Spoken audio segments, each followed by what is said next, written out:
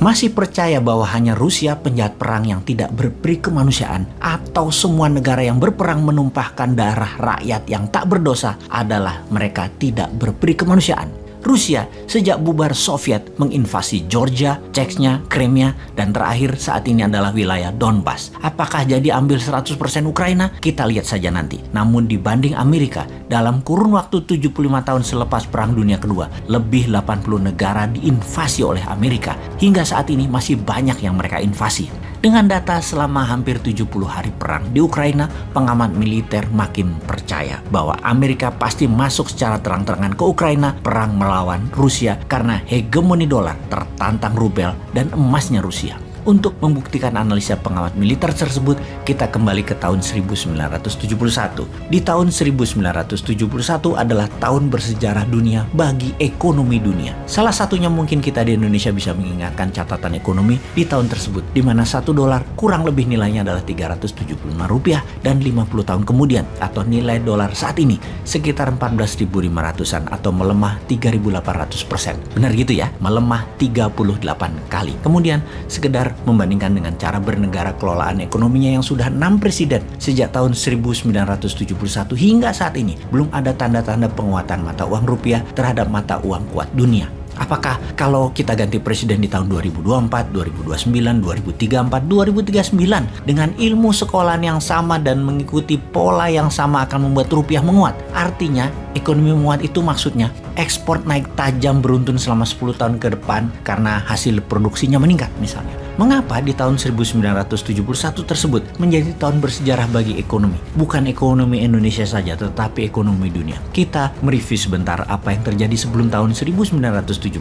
Tarik mundur sekitar 20 tahunan sebelumnya, sekitar awal tahun 50-an, pasca Perang Dunia Kedua. Ekonomi di sektor masyarakat terdiri dari 3 strata ekonomi. Di puncak piramid, seperti business owner besar, para kapitalis, middle class ekonomi. Misalnya para manajer, para direktur, profesional, dan UKMers. Dan yang terakhir di dasar piramid seperti kaum buruh, kaum petani, kaum nelayan. Itu ternyata punya kesamaan pola tumbuh. Bagaimana maksudnya? Kalau di masa itu para kapitalis besar pendapatannya naik 5%, maka kelas menengah juga naik sekitar 4-5%. Juga ternyata kelas bawah naik antara 3-5%. Sejalan, searah, hingga tahun 1971. Karena ketika 1971 ke sini terjadi pertumbuhan yang aneh, terjadi pelebaran jarak yang sangat signifikan, yaitu kaum puncak piramid naiknya bisa sampai 20%, middle class naiknya hanya 3%-an, lower class bahkan naiknya tidak lebih 1%-an. Puncak hasilnya bagaimana? Lihatlah sekarang ini, yang berada di puncak piramid hanya 7% populasi yang menguasai 90% porsi ekonomi dunia atau di sebuah wilayah. Kemudian 23% populasi atau disebut middle class di piramida kemakmuran memegang 7% kemakmuran ekonomi dunia. Lalu di dasar piramida hanya mendapatkan 3%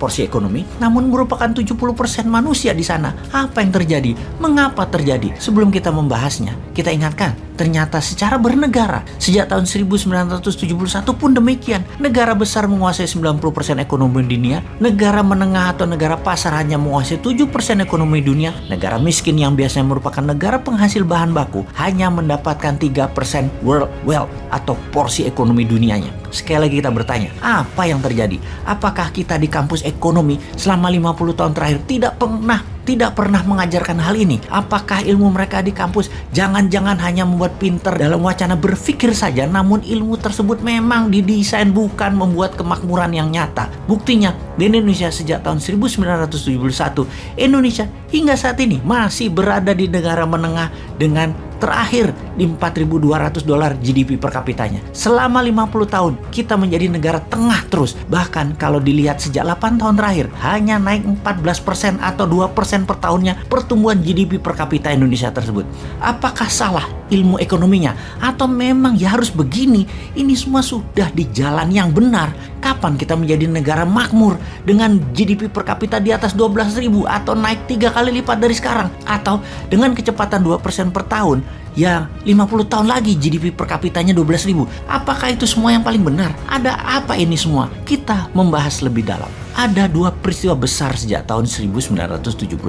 Kita bahas yang pertama, di mana sejak tahun 1971 household atau biaya rumah tangga ternyata naik meningkat, terutama pinjaman keuangannya. Bisa untuk mortgage loan, bisa untuk kebutuhan harian, bisa pinjaman pribadi atau personal kredit dari kartu kredit. Sebelum tahun 1971 rata-rata pinjaman untuk membangun rumah atau housing loan 10 tahun saja sudah lunas dan dimiliki 100%. Namun sejak 1971 menjadi 15 tahun, 20 tahun, bahkan sekarang ini 35 tahun belum juga lunas untuk dimiliki. Dan itu terjadi di kaum dasar piramid. Seumur hidup mereka jadi budak uang. Diperkenalkannya personal kredit konsumtif meningkatkan daya beli produk, benar, tetapi menyicil dengan bunga tinggi, mereka jadi budak uang selamanya. Pembuatnya para kapitalis yang terima uang tunai dari Anda. Kaum dasar piramid menyicilnya seumur hidup. Sistem perbankan yang meminjamkan uang, mereka memerlukan surat berharga, surat tanah, atau kolateral berharga lainnya. Tidak membuat kelas menengah pengusaha menjadi cepat makmur karena tidak ada akses keuangan pinjaman untuk hal produktif. Namun kalau mereka pegawai malah dapat pinjaman, terutama pinjaman untuk rumah, yang mana sisanya diberikan juga untuk membeli barang-barang yang turun nilainya, seperti membeli mobil, membeli motor, yang dipastikan 95% pembelian mobil dan motor untuk konsumtif, bukan untuk niaga dan komersial, dan nilainya selalu turun tapi diizinkan untuk mendapatkan kredit.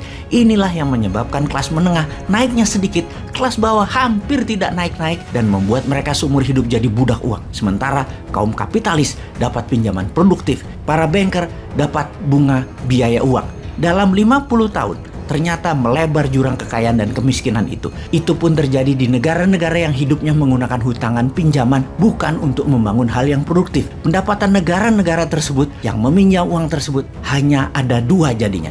Menjadi negara middle of pyramid yang naiknya 3%-an, atau menjadi negara bottom of pyramid yang naiknya 1%-an. Lalu yang keduanya bagaimana? Apa hubungannya dengan Rusia? Bentar, fahami dulu yang pertama. Terus bayangkan, kepala jangan dibawa ke negara mana-mana, terutama negara Wakanda, jangan dibawa ke sana ya.